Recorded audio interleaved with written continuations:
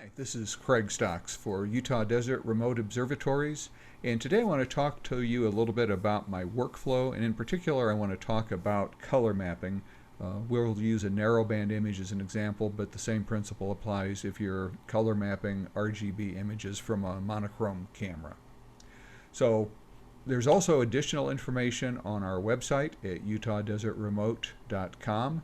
If you go to the blog section, you'll find a blog post that includes this video.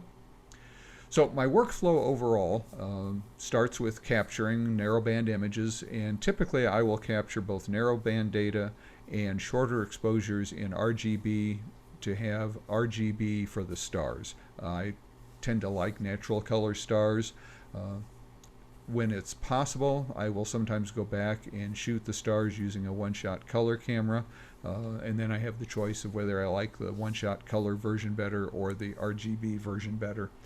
It really doesn't make that much difference with the stars because you don't need a lot of exposure since the stars are plenty bright and you don't want them to get big and bloated anyway.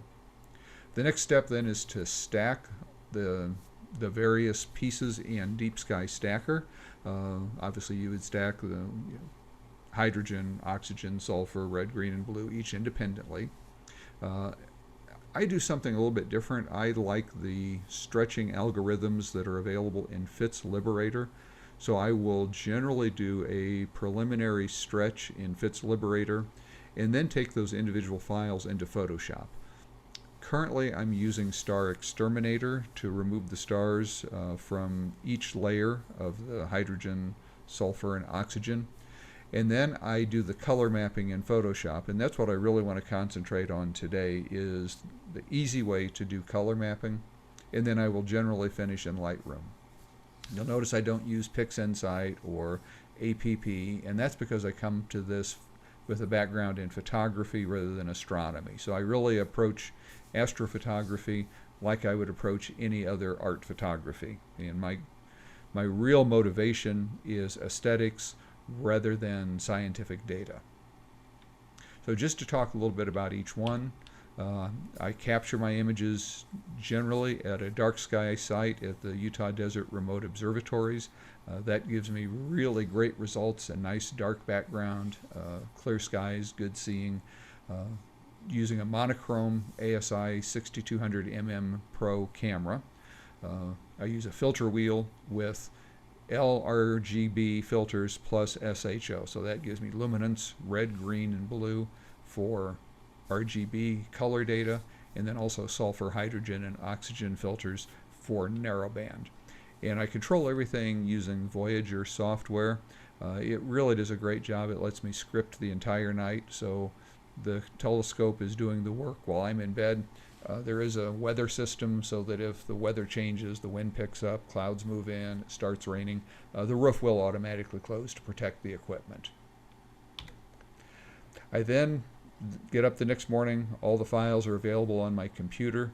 I will go through and stack each set individually, and generally I will choose the best frame, and I always do hydrogen first. I like to do hydrogen, oxygen, sulfur, always working in that order, then red, green, blue, always in that order. But I will choose the best hydrogen frame and use that as a reference frame for stacking all of the other sets. And that also lets me call out any of the poor frames if there were some clouds or some problem during the imaging. Generally, you're better off with fewer good frames than lots of mediocre frames. The odd thing I do then, I save that without any corrections applied as a FITS file. So it's a FITS file in and then another raw FITS file out. And I open that FITS file then in FITS Liberator. This is a free program that's supported by ESA and NASA. It has a variety of really good stretching algorithms, so you can control what algorithm do you want to use, and then you can control the parameters that are applied to that. Generally, I probably use the ArcSine stretch algorithm more than any others. And once that is stretched, you basically just set the parameters, and it will stretch, and then I save that as a TIFF file. That lets me then load those TIFF files into Photoshop, load them as layers, and Each layer then has the stars removed so that I wind up with 3 sets of layers. A set of layers for typically it'd be hydrogen, sulfur, oxygen with stars, and then the corresponding without stars. And that's when I can start color mapping the individual layers. And then generally I will add an RGB layer for the stars back on top with all of the stars aligned. But that way I'm adding color stars on top of the narrowband color mapped nebula information. And then the last thing I do, I will save that as a .psb, a large format document from Photoshop. And these generally run maybe 2 to 4 gigabytes. So I mean, they're large files. I don't like to flatten. I like to keep all of my layers intact so I can go back and do any further editing or changes if I find I like something better or different, or if I find a dust splotch or satellite track or something that I need to edit out. And then I always do my cropping and any finishing touches in Lightroom. So that way the original file is full and intact, and if I decide to crop it to a square or a panorama or a vertical, I have the full image to work from. And then whatever sharing and printing I do, I initiate that from Lightroom. So let's talk in specifics about color mapping, and I want to talk about what I think is by far the easiest, most flexible, and best way to do it. And that's working with layers rather than directly with channels. We'll use this image as an example, and the 4 layers we're going to work with are the star RGB layer and then 3 monochrome layers for sulfur, oxygen, and hydrogen. And keep in mind, I've done a fair amount of processing to get the image to this point. I'll walk you through some of the background processing, but the actual color mapping we're going to do will work with files that have already been kind of processed and downsized, just as an example, so that we can focus just on how to do the color mapping. So with that, let's take a quick look at this image in Lightroom, and you can see that I've applied a crop. I've made some adjustments in the color balance, brightness, contrast, and so forth. So all of my kind of final finishing edits are done in Lightroom. And if we pop into Photoshop, you'll be able to see this is what the image looked like in Photoshop. And you can look at the layer stack over here, and the layers are in groups. And let's just open this hydrogen layer group, for instance. And you'll see that there's a star layer, a starless layer, and then a curves layer to do some fine tuning. And if we look at that just by itself, there's the hydrogen layer with stars. Here's the hydrogen layer with stars removed. And then there's just a somewhat gentle curve applied to that to add a little bit more contrast. And then oxygen and sulfur are similar. There's a star, a starless, and then an adjustment, usually a curves or levels. And then there's a lot of global adjustments on top of that, where I've done hue, saturation, curve, selective color, and so forth to fine-tune the color and try to bring out as much color separation and color contrast as I can between the different elements. And this is where I'll make some of the final decisions on what kind of greens and blues and reds and so forth do I want in the image so that it looks good and so that I have a lot of differentiation between the different elements. And then lastly, we have the star layer added on top. If I turn that off, then we have a starless color layer. So let's look at the specifics of how we do the color mapping, because that's really the focus here. And so we're going to start by loading the files as layers. And to do that, I'll go to File, Scripts, Load Files into Stack, and we can just choose Browse to go find the files. And I have these saved in a folder just for this video example. And so I'll select these 4 layers and choose OK, and OK again, and that will load these 4 files as individual layers. So they'll be one on top of the other, and we'll be able to see them over here in the layer stack. Now, I have a particular order that I always work in just to keep things simple and uniform. I always put the stars on top, and then for the elements, I like to put hydrogen on the bottom, and then oxygen, and then sulfur. The order doesn't really matter that much, other than you probably do want the stars on top. So for the time being, we'll turn off the star layer, and what we're seeing now is the next layer on top, which happens to be the sulfur layer. And then we have oxygen, and then we have hydrogen, and we can look at each one of these, and you can see these have had a lot of contrast and saturation added, so that we'll get back to the final image. But this represents the hydrogen data, and we want hydrogen to be red.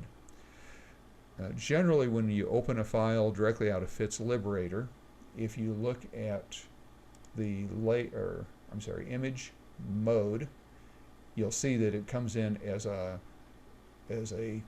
monochrome grayscale image, the second one from the top.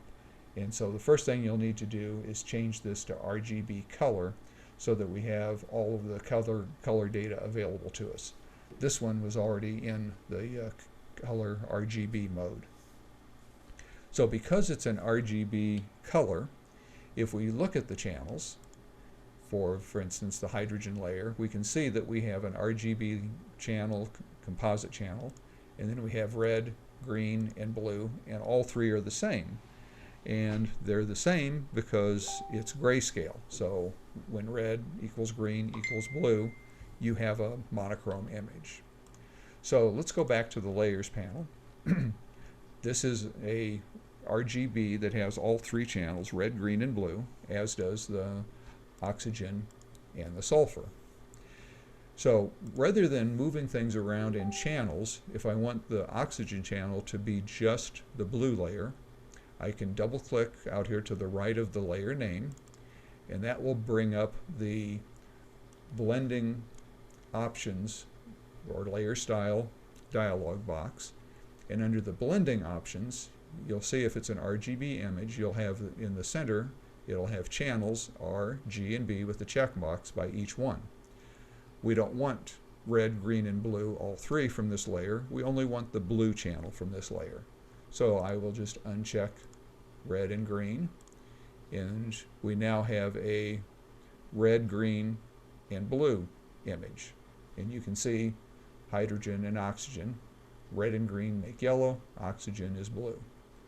If I turn on the sulfur layer, and we want this to be in the Hubble palette, this would be just the red channel. So we don't want green, and we don't want blue.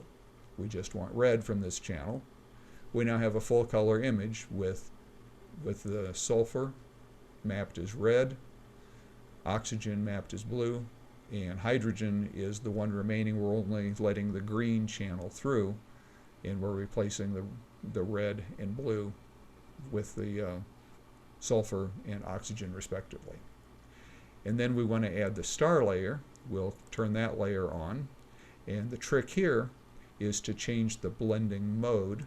Since we subtracted to remove the stars from the star layer, we will add back with a linear dodge, and in parentheses it says add, we'll add the stars back. So now we have our full color red, green, and blue image with sulfur as red, hydrogen as green, oxygen as blue, so it's an SHO or Hubble palette image. And the stars are added back on top with a simple linear add or linear dodge blending mode. So that's the easy way to colorize.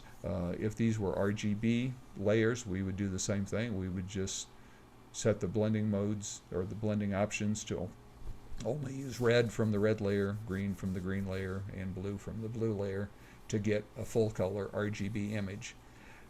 The advantage of that, there's a lot of advantages. The biggest one is you don't have to copy and paste into channels. You can just keep the layers intact and use just the channel from each layer that you want. It's very reversible. If I decide I wanted to use a different color mapping, if for instance I wanted to use HOO, I can turn off the sulfur layer and go to the oxygen layer and turn on green and blue, and now I have an HOO image. I'll just undo that real quick, and we're back to our SHO or Hubble palette image. If you want to adjust the individual colors, and I'm going to go back to the original, and if we go back to the hydrogen layer, there's a curves layer here. By adjusting this curves layer that's specific, and it's in a group with hydrogen, and it will only affect the hydrogen, and I can adjust the brightness of individual colors. So for instance, if I go to the oxygen layer oxygen group, and look at its curve, if I adjust this curve up or down, it will change the blue, because I'm changing the way the blue is moved through that layer, but it won't affect, I've got a stamped layer here where I removed noise. So you can see how adjusting that layer curve, or that group's curve, adjusts just the blue color. So you can fine-tune your color very non-destructively and move it towards the exact color balance that you want. Again, without having to work with the individual channels. So it's flexible, it's easy, it's fast, and it's non-destructive. So that's the reasons I like to do it this way. But like I said, I come to this with a background as a photographer rather than an astronomer. So I probably approach things in a different way. Love to hear your thoughts on this. Drop any comments in the comments below. And thanks for joining today. And I hope everybody has a great day and an even better night imaging.